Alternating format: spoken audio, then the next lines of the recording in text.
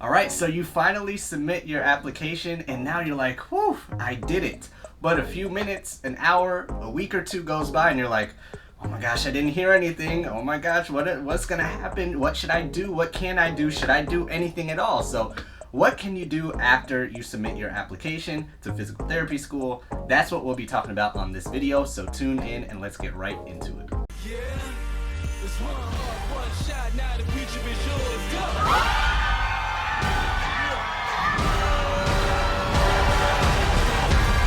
I'm turning dreams into reality. In the lab with the...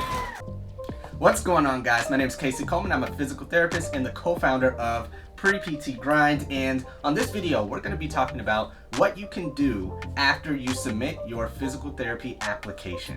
What should you do? What can you do? What you should be worried about or not worried about after you finally submit your application. So this video is going to be split up into two parts. Number one, the more technical aspect of what you can change inside of your application after you click submit. Okay, then the second part is more of the broader aspect of what you can do around your application after you submit your application as well. All right, so let's get right into it. Take out your notes and let's get to work. So number one, inside of your application, the more technical aspect, here are things that you cannot change because it's easier for me to answer this question that way because there's a lot of stuff you can change. But there are a few things that you pretty much cannot change at the time of this video after submitting your application. Now just keep in mind, PTCast can change things. So if you're seeing this video months later, years later, just go to ptcast.org and see any updates there on if they changed anything, okay? So here are things that you cannot change, okay? Keep this acronym in mind, LEPP. Okay, LEPP. All right, so these are things that you cannot change in your application. Number one, the L is letters of recommendations. So once they're in, once the person wrote it and you submit your application, it's pretty much locked in. You can't go in there and say, oh, I don't want this letter anymore, let's take it out. No, it's in there. You can add another letter. You can have someone else add one in after they've submitted it, but you can't take it out. Okay, so letters of recommendations. Number two are the essays. So once you write your PTCast essay, your personal statement for PTCast, the main prompt, and you submit, that's locked in. Same thing with any supplemental essays that PTCast has. Not the school-specific supplemental essays. PTCast also has some additional essays like does your academic record accurately reflect how you've done and all that stuff. So once those essays are locked in and done and you submitted your application, that's in. That's locked in. Next, the P is program-specific information.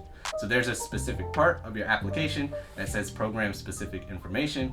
And also program-specific information can also mean like the programs you've chosen to apply to. So you can also, again, you can add programs. Okay, but once you added a program and you submitted your application, you can't say, oh no, I don't want to apply there. You sent it. It's in. Okay, so program specific information, either the tab, the section of that application, or things like what program you picked. Okay, so next is payments. All right, so once your payments are in, they're pretty much in. You already paid to send your application to those schools. So keep those in mind. Letters of recommendations, essays, program-specific information, and the payments. Okay. Other things around those four can change, and you can add things in. You can change your personal information. You can change and add experiences. You can add observation hours, and so on and so forth. Okay. But it's easier for me to answer that way. So keep those four things in mind. Okay. Now moving on to the second part of this video. What things around your application outside of just inside the computer screen can you do after you submit your application?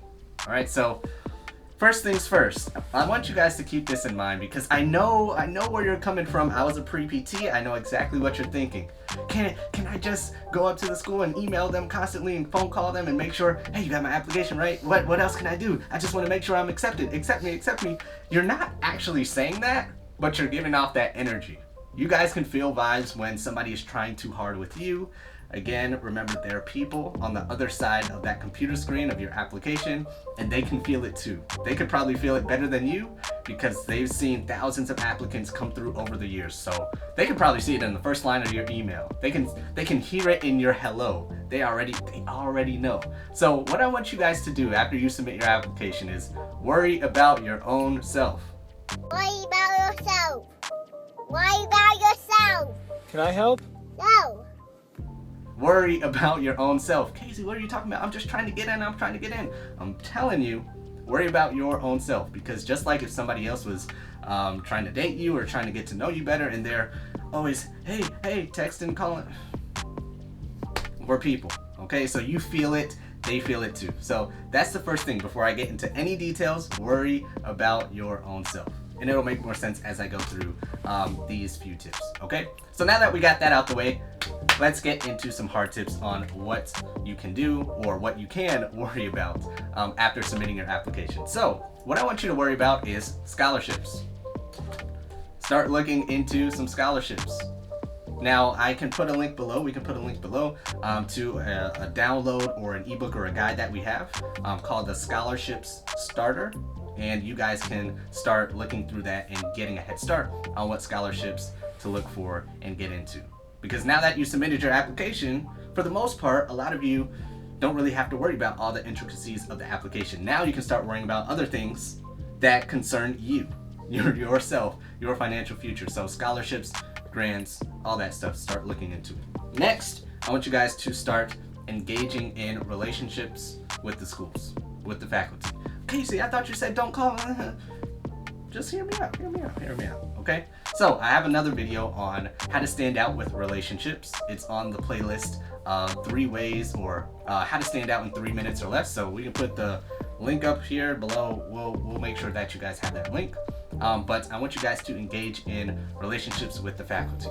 But like I say in that video, keep these things in mind when doing that. Don't go into that email or that phone call saying, am I accepted yet? No. You need to go in there talking on their level, asking questions about the profession, asking questions about them, showing that you've done some type of research, showing that you have a genuine interest in what they've done as a professional, as a faculty member, as a clinician, as a social media influencer, if your people or your faculties are on social media, whatever that is. Get to know them on that level and ask questions that show them that you've done some work. So whether you heard them on a podcast or you read one of their research articles or you saw them at a conference, then you can send them an email or call them up or whatever you're going to do, social media DM, and say, hey, I saw you here. I read this. I heard you on this podcast and I love what you said about that. I never thought about it that way. I did a little bit of extra research on what you talked about, and this is what I found. Now, based on what I found with this, is there any other places I should look into on this topic? Or is there any other podcasts I should listen to? What other conferences do you recommend? What other colleagues do you recommend me listening to learn more about this? Then they have a reason to respond to you for you to do another action. So that when you do another action, then you can respond back to their email. And you just go back and forth with the conversation at a high level, meaning a high level as you're talking about professional events, professional activities, research articles. You're not talking about pre-PT stuff like, am I going to get in? Do you take my GPA? Do you take my GRE? Do you take this class? All that's fine, but that's more so for the admissions coordinator. That's more so for us. If you want to stand out or make sure you're on good terms with what you guys are thinking about, that's how I want you to engage in those relationships. Okay, so I know that was a lot. Pause it, rewind. What are you talking about, Casey? Just pause, rewind, and watch that part again. Okay, let's move on to the next parts. I want you to finish any classes.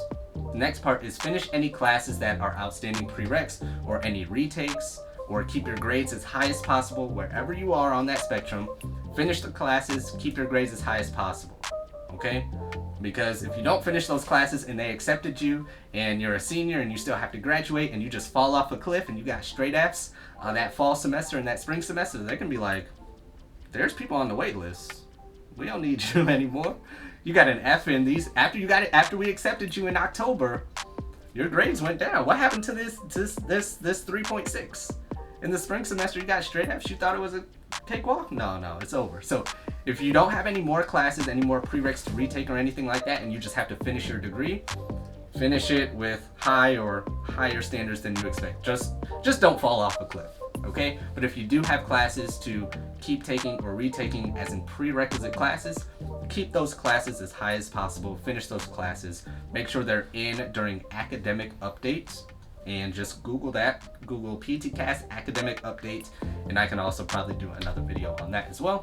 But that's where your grades then go into PTCast and are updated after your fall semester, so the schools can update your grades and see how you improved or not. Okay, so classes, prerequisites, grades, all that stuff, you should be worried about that as well.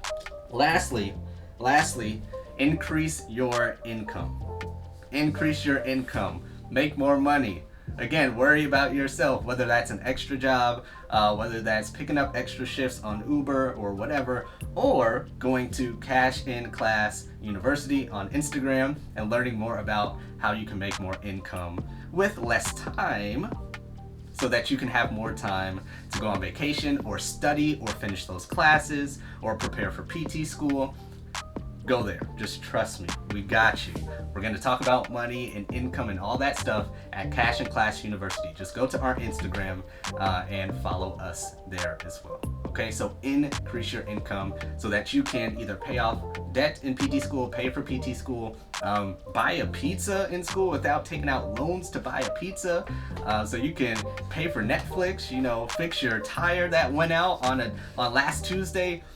Just make sure that you increase your income as much as possible. So I want you to keep those things in mind with things you can do after you submit your application in the broader aspect of your full application submission. Okay, so hope those two parts of this video helped.